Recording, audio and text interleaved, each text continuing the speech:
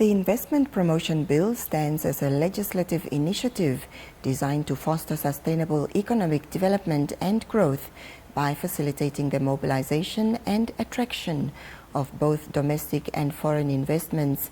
Its primary focus is to strengthen Namibia's economic development objectives. Engaging us with more on this, I'm joined on the line by the Deputy Executive Director in the Ministry of Industrialization and Trade, Michael Humavindu. Very good evening and thank you for joining us on the show. Thank you very much and thanks for inviting me. Well, first of all, how does the Investment Promotion Bill contribute to fostering economic growth within the industrial and the trade sectors? Thank you. Once again, the bill is basically to replace the old investment bill that we have in the country, the foreign direct investment. And basically just from the title itself, foreign direct investment meant that we did not do good justice to domestic direct investment as well, local investors. So there was a need to ensure that if we have to harness investment, total investment for economic growth, as you mentioned, we need to ensure that we facilitate both foreign as well as domestic investment.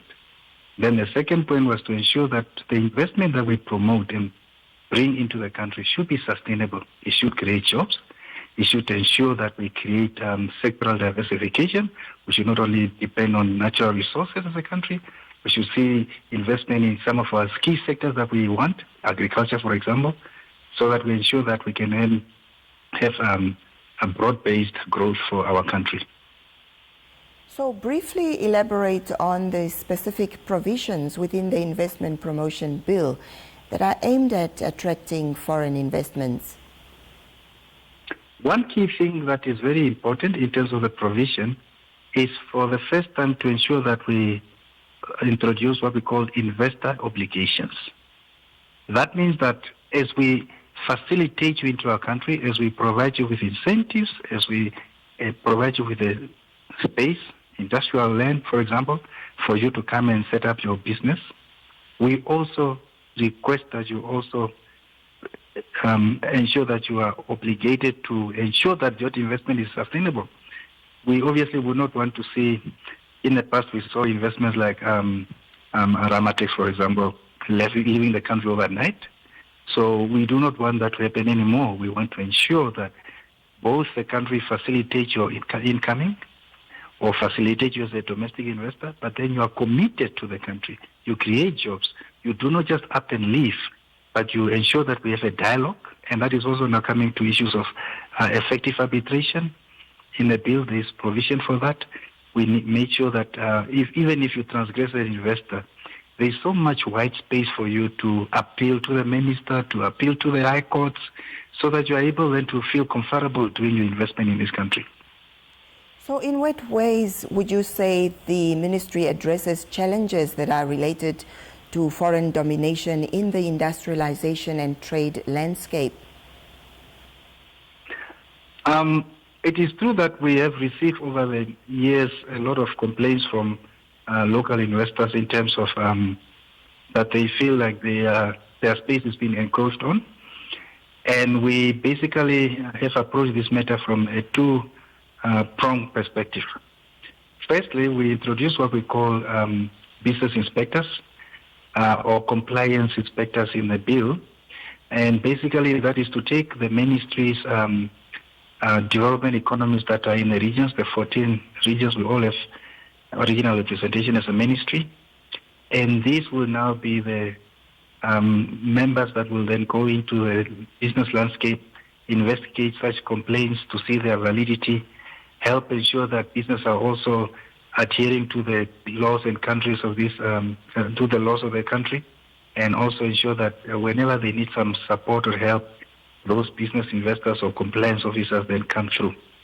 And that now speaks to also issues where, local business people would say, but the foreigners do not, for example, give you receipts or do not put prices on their products, or there could be issues of expired products. So these business inspectors or our officials in the ministry will then work with labor inspectors, will work with the health officials, will work with officials in the local authorities to ensure that business comply. So that is on the comply issue.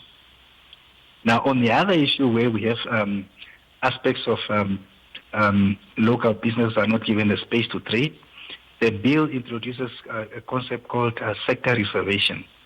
That means certain businesses in the economy will be reserved for Namibians only.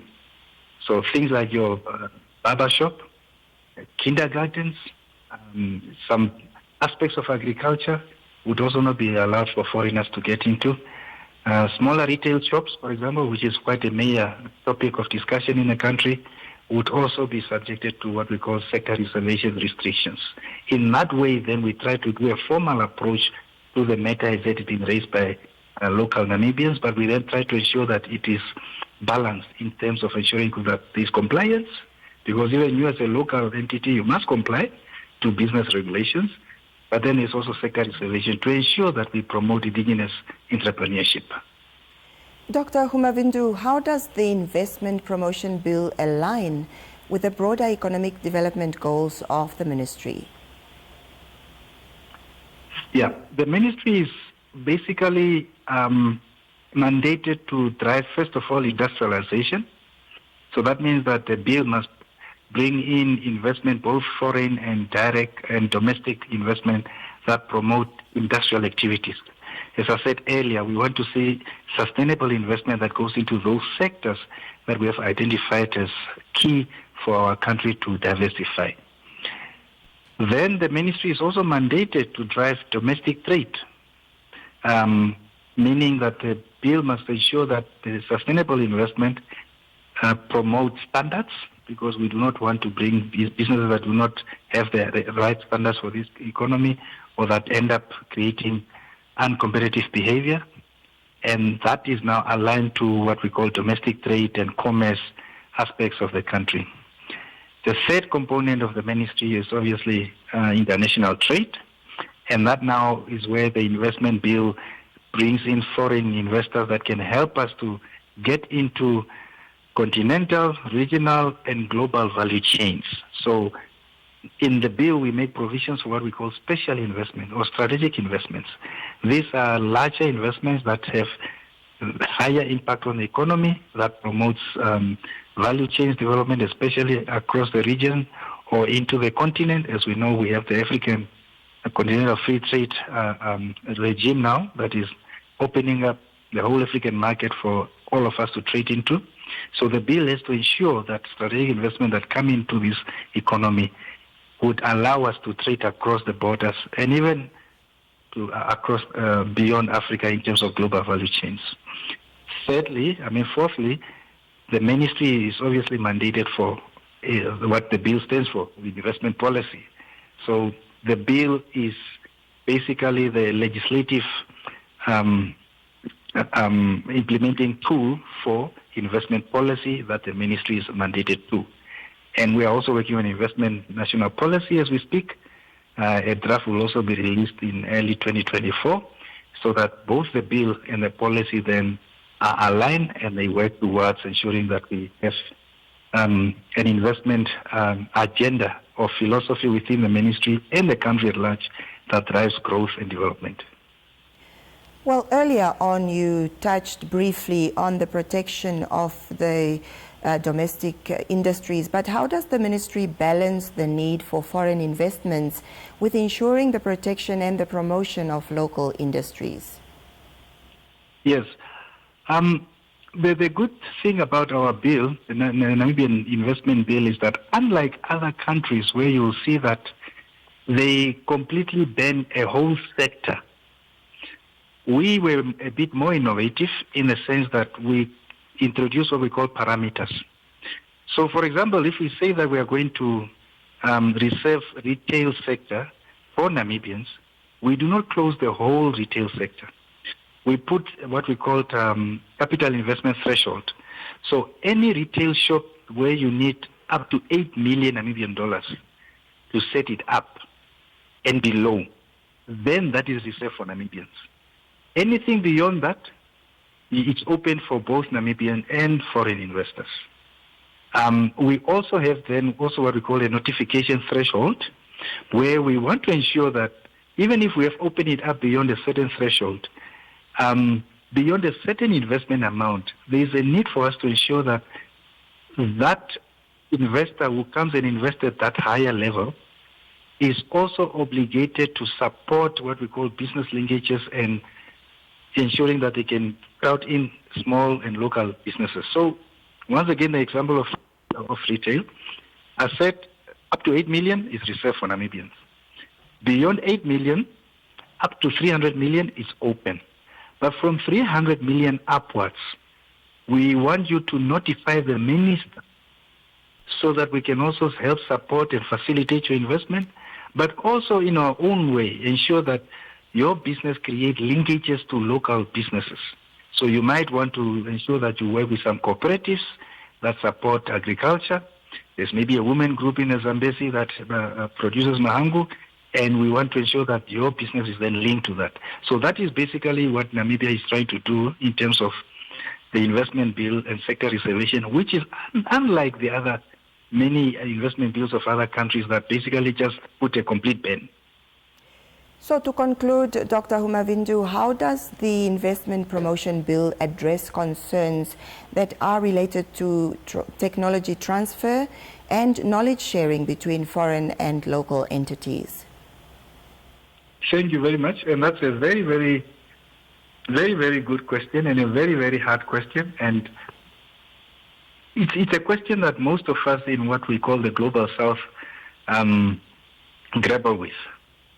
And that comes into a lot of things, whether it is now on the sections that deals with ensuring that we facilitate work permits, facilitate managerial foreign expertise that comes in the country, and how we ensure that they are able to support skills transfer, but also how we ensure that we facilitate investment that can transfer technology to our local businesses as well as to our sectors in which that business come and operate.